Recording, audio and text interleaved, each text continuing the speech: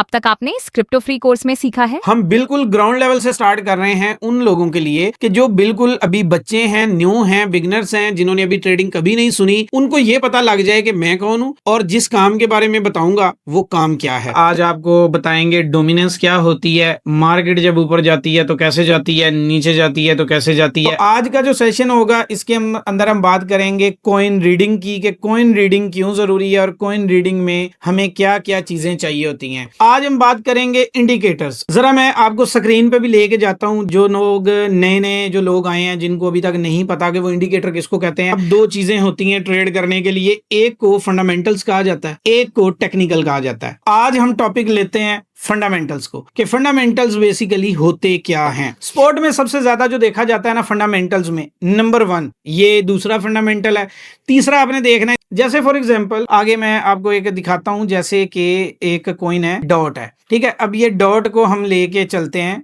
ये देखें उसका जो फंडामेंटल फॉल्ट है वो उसको कभी भी कीमत ऊपर नहीं जाने देता।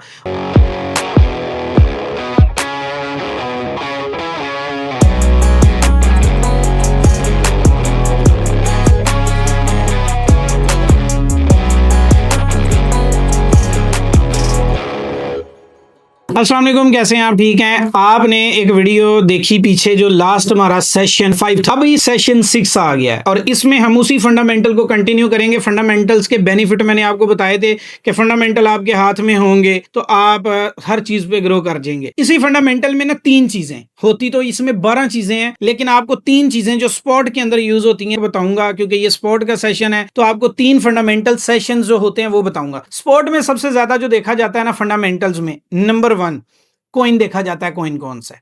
सेकंड, उसके बारे में जाना जाता है कि उसकी टेक्नोलॉजी कौन सी है, वो ब्लॉकचेन है या नहीं है, मीम कॉइन है, ब्लॉकचेन है, टोकन है, क्या है।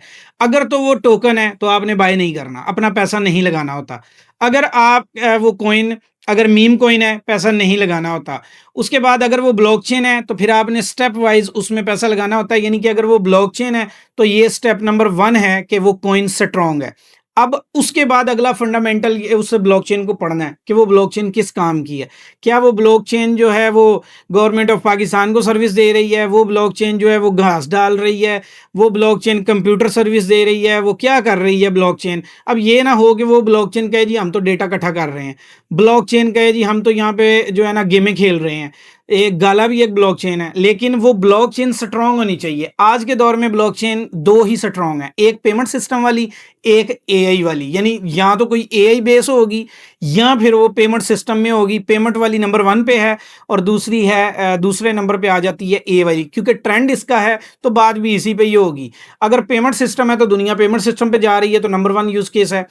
उसके बाद दूसरा नंबर है एआई का, तो अगर आपने देखना है तो वो यही देखना है कि एआई है या सर्विसेज में पेमेंट है, और या फिर डेटा शेयरिंग है, यानी कि ये तीसरे नंबर पे डेटा वाली आ जाती है। तो ये ब्लॉकचेन आपने देखनी होती है। जैसे पेमेंट है, ये बिटकॉइन है, ये क्या है, ये पेमेंट सिस्टम है, ये नेमुल बदल है बैंकिंग का और करेंसीज का।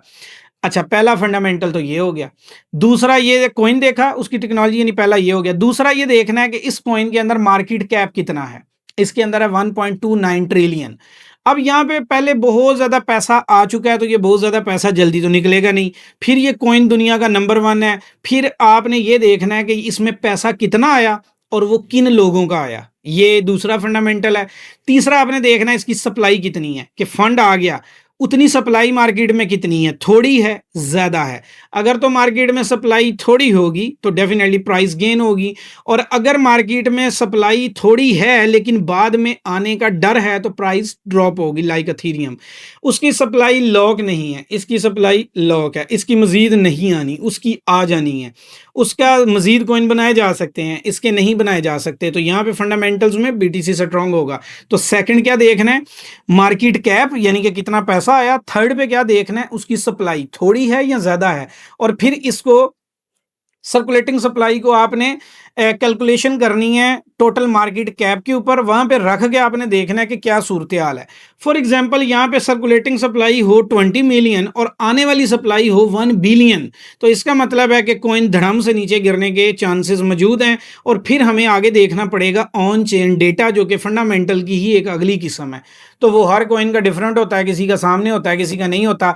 और ये चीज़ें आपको कॉइन मार्केट कैप से नहीं देखनी, क्योंकि कॉइन मार्केट कैप में डेटा इसका फेक होता है। ये जो फंडामेंटल्स में होल्डिंग डेटा है या जो आगे ऑन चेन डेटा है वो इनका फेक होता है, उसके अंदर क्लैरिटी नहीं है। उसको देखने के लिए एक अलग सिनेरियो होता है जो स्पॉट में तो यूज़ नहीं होता। स्पॉट में सिर्फ 3 चीज़ों का इस्तेमाल होता है। जब आप फ्यूचर में आएंगे तो टोटल 5 से 10 चीज़ों का इस्तेमाल होगा, जबकि फंडामेंटल्स अगर आप सिर्फ यहीं क्रिप्टो तक ये इसमें स्पॉट की हद तक रहेंगे तो यहाँ पे सिर्फ 3 चीज़ों का इस्तेमाल होगा।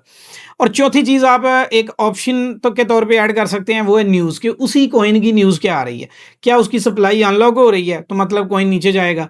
अगर उसकी सप्लाई लॉक है तो थोड़ी सी है तो इसका मतलब है कॉइन ऊपर जाएगा। वॉल्यूम बढ़ रहा है या सप्लाई बढ़ रही है, तो सप्लाई बढ़ने का मतलब है कॉइन का नीचे आना, वॉल्यूम बढ़ने का मतलब है कॉइन का ऊपर जाना, वॉल्यूम और सप्लाई दोनों के बढ़ने का मतलब है कॉइन का मेंटेन रहना। सप्लाई हैवी हो जाना, फंड का वहीं पे स्टक रहना, ना बढ़ना ना कम होना, या 2% की रफ्तार से मार्केट कैप का बढ़ना, बल्कि बाकी सारी चीज़ों का नीचे आना। ये वो सारी चीज़ें हैं जो उस कॉइन को नीचे ही लेके आएंगी।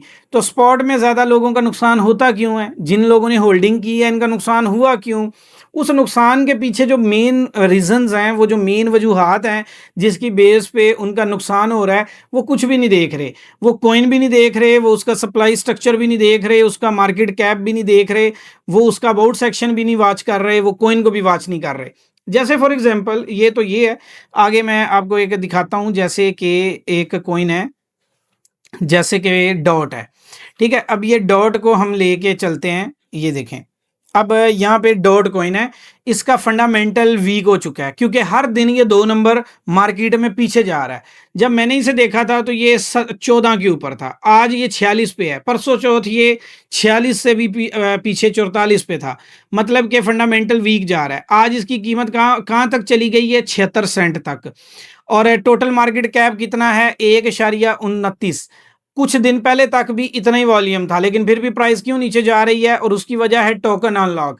डेली बेसिस के ऊपर इसका सप्लाई स्ट्रक्चर डिस्टर्ब है। अब यहाँ पे टोकन अनलॉक हो रहे हैं डेली बेसिस पे, और यहाँ पे आप देख सकते हैं, ये देखें 30-31, यानी हर दिन के हिसाब से ये इतना वॉल्यूम जनरेट हो रहा है, यानी कि 0 पॉइंट रोजाना की बुनियाद पे तकरीबन ऑलमोस्ट $3 लाख अनलॉक होते जा रहे हैं, और जो कि 2030 तक यहाँ पे जारी रहेंगे। तो मतलब 2030 तक इस कॉइन के परफॉर्म करने का कोई भी दूर दूर तक इम्कान नहीं है, थोड़े बहुत के अलावा, क्योंकि जब भी ये परफॉर्म करेगा विड्रा लगेगा बहुत हैवी किस्म का। अब यहाँ पे आपने एक चीज़ को देखना है।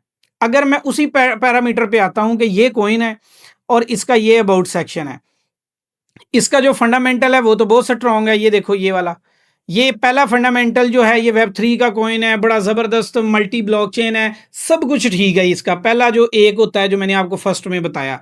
सेकंड में आ जाते हैं कि इसका वॉल्यूम है, तो वॉल्यूम भी बहुत ज़बरदस्त है। लेकिन उसके बाद अगला जो आते हैं सप्लाई स्ट्रक्चर, यहाँ पे फॉल्ट है और यही फॉल्ट उसको लिए जा रहा है। अब आप अगर चार्ट पे देखेंगे तो चार्ट आपको हर चौथे के दिन यही बताएगा, घंटे में भी 4 घंटे में यही बताएगा कि मार्केट तो ऊपर ही जानी है, ऊपर ही जानी है, लेकिन वो जाएगी नहीं क्योंकि इसका फंडामेंटल में प्रॉब्लम है। समझ लें, एक 22 साल का नौजवान है, हट्टा कट्टा है, बहुत ज़बरदस्त है, रंग गोरा है, अल्लाह ने शक्लो सूरत बहुत अच्छी दी है, लेकिन उसको शुगर हो गई है खुदा ना खास्ता। तो अब वो ना जंग लड़ सकता है, सिर्फ लोगों को नज़र आ रहा है कि बड़ा खूबसूरत है बेचारा, और इसकी आंखें देखो कितनी प्यारी है, कितना खूबसूरत नौजवान है, लेकिन वो शुगर से लड़ रहा है। अब उस शुगर ने उसे अंदर से इतना वीक कर दिया कि वो कुछ भी नहीं कर सकता, सिर्फ आपको ही नज़र आ रहा है खूबसूरत। तो सेम इसी तरह हर कॉइन का एक स्ट्रक्चर है, और उस स्ट्रक्चर में उसका जो फंडामेंटल फॉल्ट है वो उसको कभी भी कीमत ऊपर नहीं जाने देता। और इसमें बहुत सारी चीज़ें हैं जिसमें कॉमन सेंस भी आती है, जिसमें आपने मेन चीज़ें देखनी है। तो स्पोर्ट में तो ये 3 ही होती हैं, और इन तीनों में अगर कहीं पे फॉल्ट होगा, ब्लॉकचेन यूज़ नहीं होगी, या सप्लाई स्ट्रक्चर डिस्टर्ब होगा, या न्यूज़ नेगेटिव होगी, या होल्डर बड़े बड़े होंगे, तो ये सारी सूरतों में कॉइन नीचे ही गिरेंगे और आपको लॉस होगा। तो दुआ में याद रखिएगा। ये था हमारा फंडामेंटल का सेशन कंप्लीट हुआ। अब अगली वीडियो में हम जानेंगे टेक्निकल्स क्या होते हैं, टेक्निकल में क्या क्या चीज़ें देखनी होती हैं, फिर देखेंगे वो काम कैसे करते हैं।